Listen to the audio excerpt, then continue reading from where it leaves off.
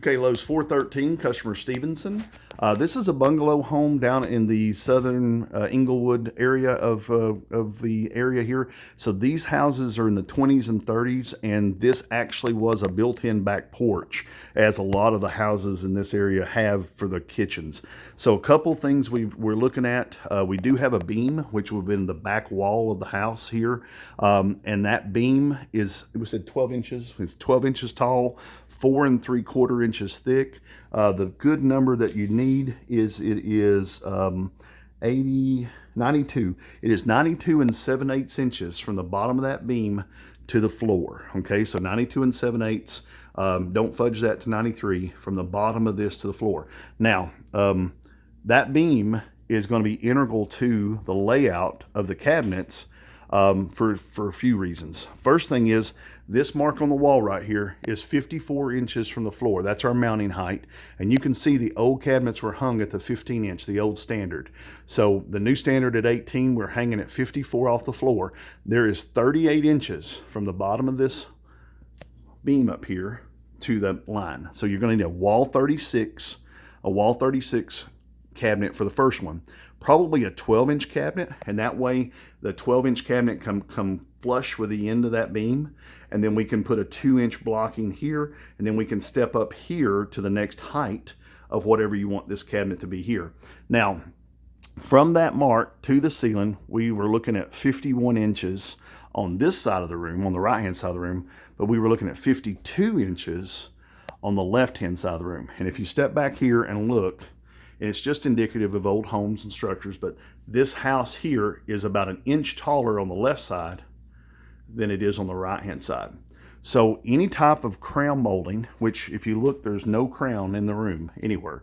Any type of crown molding is going to stick out like a sore thumb that it runs downhill and then downhill again to the beam.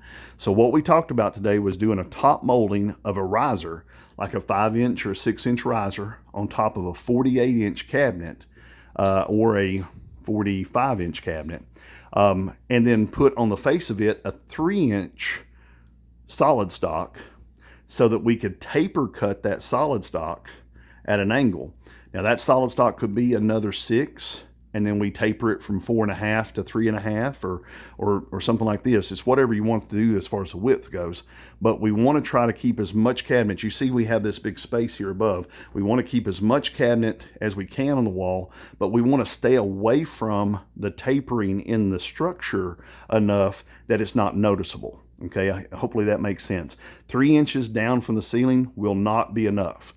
You will be able to notice it. So it's going to have to be about 6 inches from the ceiling, and then a 3-inch block or a 4-inch block on the front of that, tapered to where you can't see the structure move. Okay. Now, a couple things on this wall. We did the math on this. The edge of your oven to here, we're going to be coming about 8 inches out. The stove is moving over about 8 inches from where it's at. No problem with the range hood. This is about 20 inches off the stove right now, which is normal because it is a gas stove.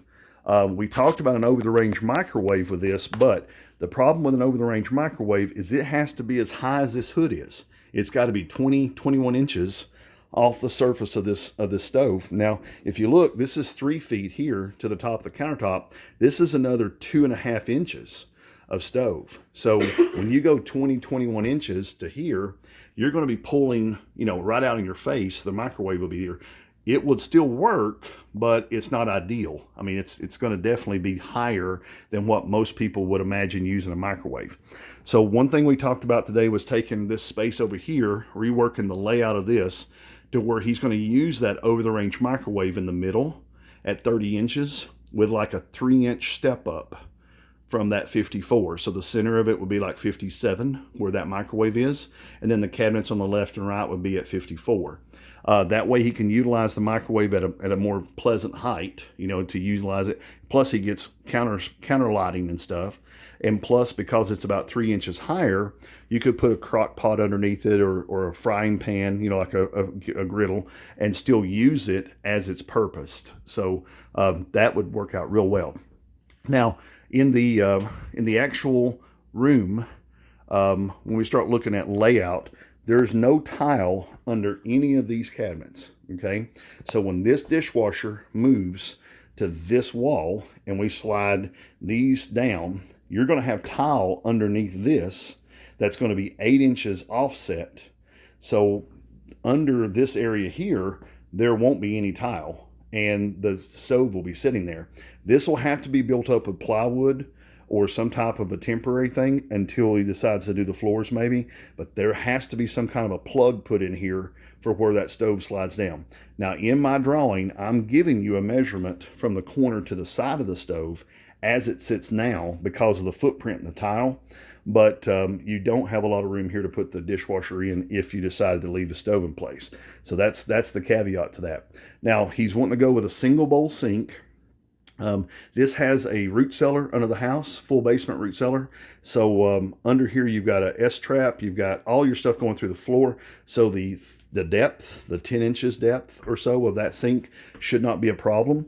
And then also because you're subjuncting this back to 18 inches, then you actually are going to gain some width in the room. But we need to order that blind corner sink base with a flush blind corner, and I'll get with you about what that is.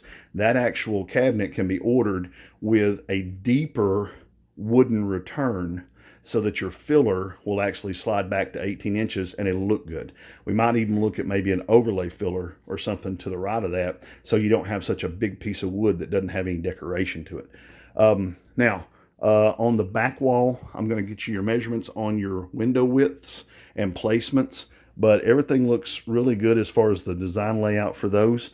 We just need to make sure that this piece here where the blind corner cabinet is, he said that that's actually a pull out with the little piece in the front, and then he has the 2 roll-out trays that come in this direction. So that has to have a door that opens onto the face of the sink base. If the door opens this direction, it will hit the actual dishwasher. And I've got a video, I'll try to find the link and send you a link to it, but I've got a video of that cabinet that has that pull out in it, and it does a good job in the video of explaining how that works so that you can see it. But in all, if this door doesn't open fully, then this little guy in here will not pull out fully, and you can't get to those roll-out trays, and it becomes a non-functional cabinet. So this has to be pulled to the right length and correctly laid out because of your dishwasher to the left of it. So we'll double check that together. We'll work on that together about making sure that works right. Last thing to talk about is in the length of the peninsula. Or actually, I've got the refrigerator area. So the length of peninsula, when we look at the spacing here at 18 inches, that's going to slide this cabinet run back in. That's only 4 3/4 inches for that. Then this is another piece. So that's going to slide this back here like 7 inches with the countertop. That's going to bring you to within about 1.5 inches of this side. So definitely this piece of molding will have to be cut for the cabinets to go in, and your countertop will have to be trimmed around it, but it'll work. I mean, it's not optimal, but it'll work to be able to get that 24-inch lined up with your 18-inch deep return on your face frame right here. Now, as far as length goes, I'll put a number here, but your length at 48 inches is about what he has here now, so there's no change in the length of what we're looking at. But the appliance, make sure on this refrigerator, this under cabinet refrigerator, that we have a spec on that, because if it is a thermoelectric heater or cooler, then it does have to have a 1-inch gap around it. If it is a compressor type, then it has to be toe vented, and it can be tighter against the sides. So that spec on that bottle beverage cooler will definitely affect how big this area is here. And that wall, just so you know, that wall is not actually in this design. He does not want a pony wall built back there. He just wants that skinned on the back to give it as thin a look as possible. He did not want to bring a wall out to have to cover the wall, as well as, you know, you'll be getting into the door opening by the time you put a wall behind it. Okay, one more thing to talk about on this side of the room. The margins on this, we need to stay 1 inch off of this molding so that you can have a 1-inch overhang of your countertop here, and it looked correct. If we bring our cabinets all the way to the edge of this molding, then you're going to have issues because the countertops is going to be beaten into the door jambs and window jambs there. And if we go with the taller cabinets here, no problem. These are about a foot down from the ceiling. So if these cabinets go all the way up, then there's no issues as far as crown return being that close to the actual piece. Now on this wall here, this is where your actual refrigerator is. That's a 36-inch refrigerator space. That's 41 inches of furniture that's there now. Totally no problem as far as 73 3/4. In your drawing, I did not see a 3/4 inch WTEP on the end of this. You would need that for your upper cabinet to not sag. So, and aesthetically, he wants the side of the refrigerator to be hidden. So yes, a 37-inch cabinet, that was perfect for that one, but we definitely need that WTEP here. And then on this side, if it's going to be a pantry, for some reason in your drawing, there was a 3-sided toe kick on this pantry, three sides, and there's no reason for that. It's an upcharge to do that. So take that off, make that a standard base for the end of this. Just remember, it's a 96-inch tall pantry that you have here, okay? And so this is a 104 ceiling. That's 8 inches difference. So we're going to have paneling, you know, because 6 inches is the only solid stock. Either that or we're going to have shelving board to go around the top of this as a fur down or a soffit. And we have that 3/4 inch board right there that's actually going to get into the molding build out and the fur down as well as the molding. So that'll have to be scribed and cut around just like we have to do over there on the other side. So that 8 inches of shelving with about a 3-inch or 4.5-inch board on the face of it as the top block could be sculpted then to match all that and go around it. And like I say, that beam is at about 60 inches from that right hand side. So definitely at 73 3/4, that beam's going to be basically dead center or to the left of center of that pantry. So that's got to be scribed and cut around with the moldings above. There's no lower outlets or anything on this side. There is an outlet behind the fridge. There is no water connection behind the fridge. He's going to take care of that after we're done with the installation of the appliances and the cabinets. So give me a step back. I'll give you one more look of the whole room, just so that you can see the spacing. And I know it's a long video, but hopefully that's everything you need to get started with this one and finish up. If you have any questions, please give me a call at 423-650-1051. Have a good day.